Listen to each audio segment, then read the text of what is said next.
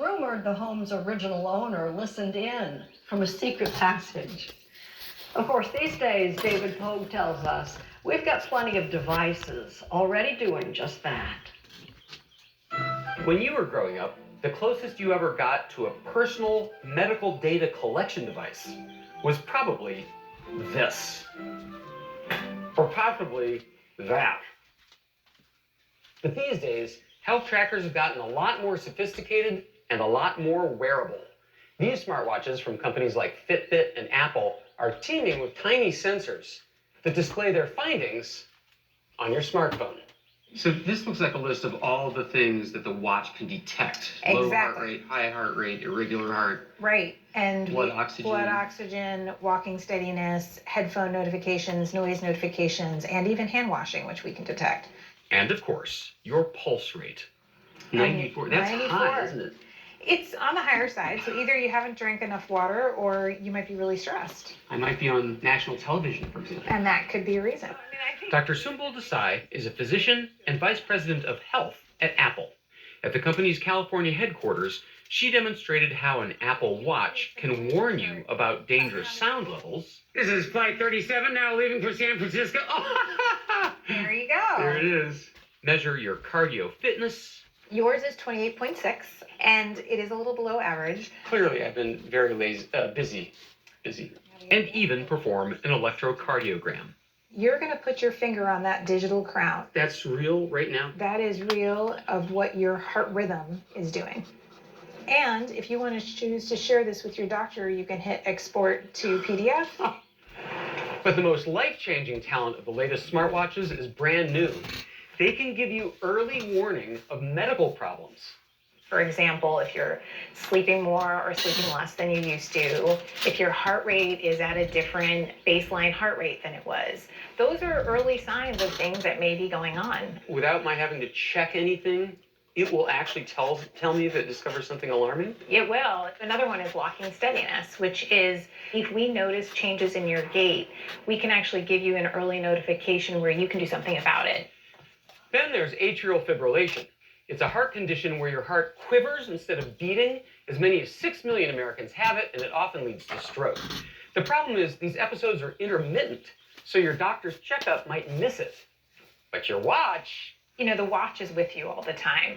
Our watch can detect if your heart is beating out of rhythm and will surface up a notification. Has this feature saved any lives? Almost every day. Their physicians are actually telling them, I'm so glad you showed up when you did, because this really could have ended much differently. And you don't drive your car around without a dashboard. That here we are as people, we're more important than cars, but we're running around without any sensors, most people. And we should be wearing these things, in my opinion, because they can alert you to early things.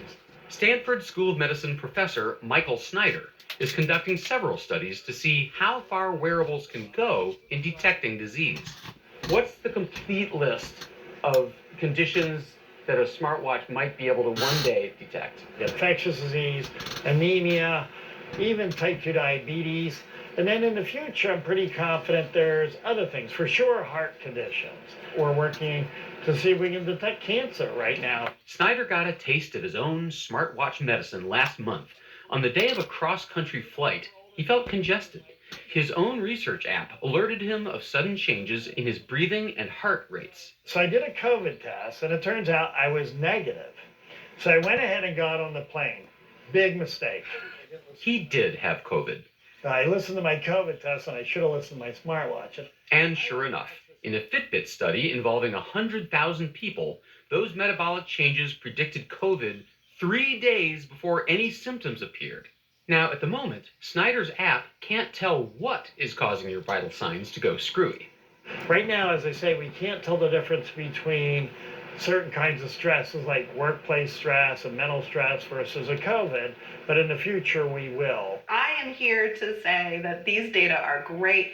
People who self-track are more likely to be connected to other people, and when they're connected to other people, they're more likely to be happier.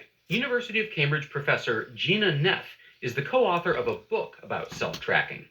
Overall, she's a fan, but she does worry about who gets to see our medical data.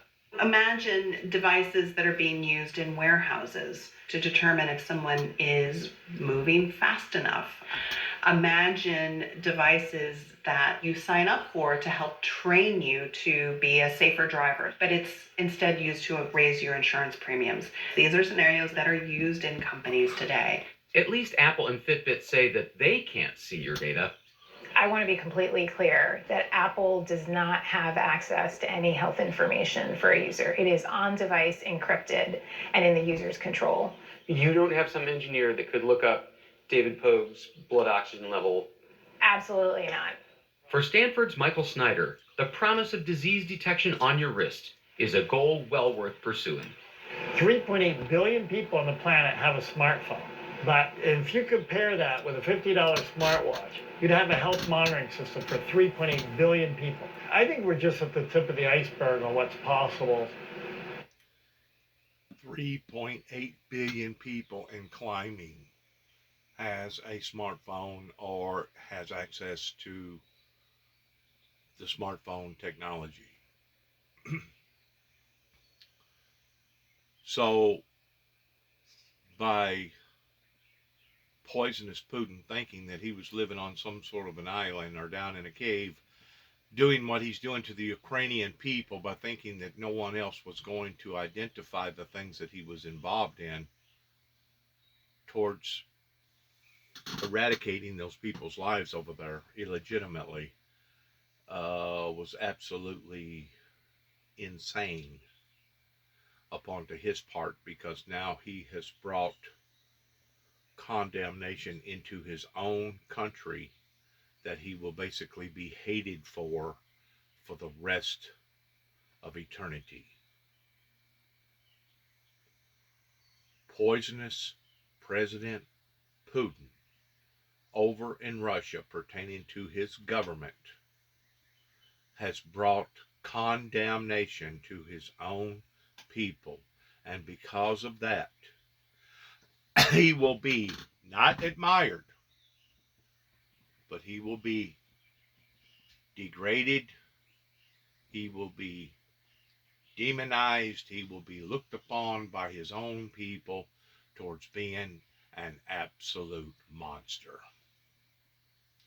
Because the affairs with the Ukrainian people could have been handled in a much more settling, civilized type way, other than going in and bombing daycare centers, maternity wards, hospitals, banks, parks, and any other part of life that civilians live in on a day-to-day basis, versus him attacking their military installations or attacking their military bases. What he has done, according to the global standards, especially with the Geneva deal, the Geneva laws, international global laws, what he has done was violate every ethnic rule, every Geneva policy that has ever been put in place. He has violated every one of those. And as far as the majority of the people that I talk to and here in America, they claim that he should be exposed. He should be put down. He should be taken out. And if poisonous Putin's own people don't have either the opportunity or don't have the zeal to do this, then once more it's just going to continue to fester, and it's going to continue to bring that much more grief, misery, and sorrow upon to the people in Russia.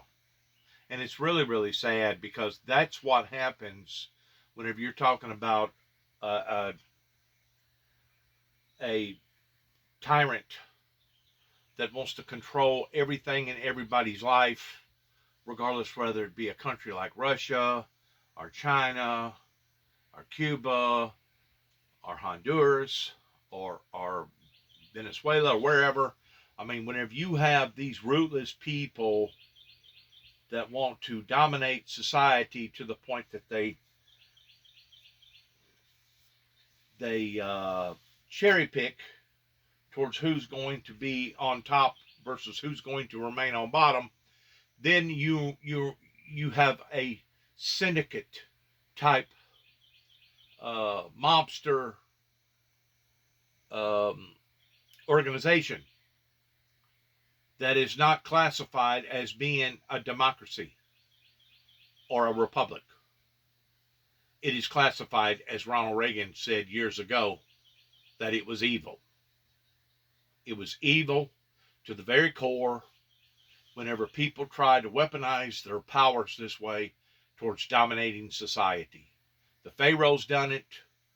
The Europeans done it to the Native Americans here in America. Other societies has done it in trying to come out on top while everybody else suffered. And it's a demonic form of reckless behavior that is only going to lead into more disastrous moments that will be a lot of times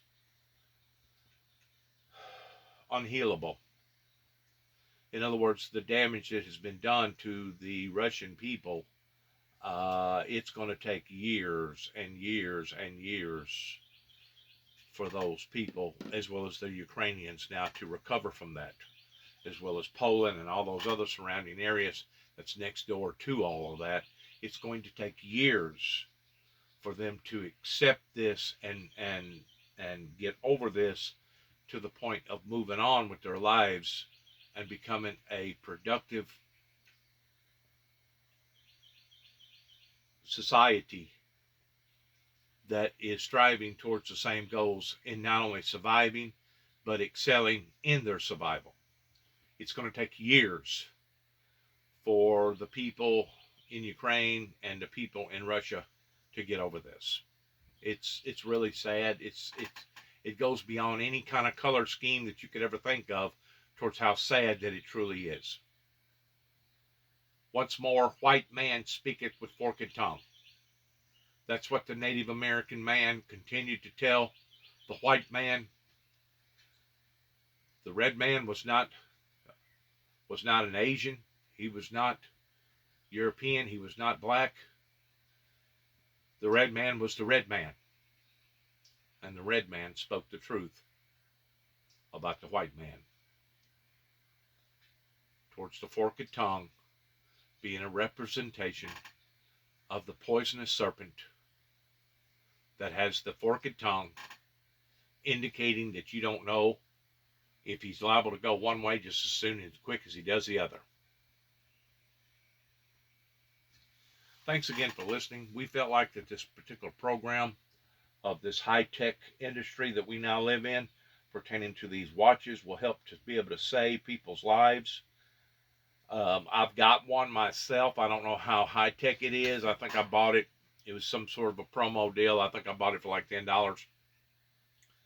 But it sounds to me like that science and the medical industry, as well as the health industry, are now coming together in making good choices for people towards being able to live longer, more robust, healthier lives in their golden years so that they can enjoy their golden years versus being tied under a hospital tube or in a hospital ward towards not knowing if they're going to live or die. Thanks again, and good luck to all of us as we end this program all the time by saying, God bless you, God bless America, God bless America's endeavors, and shalom.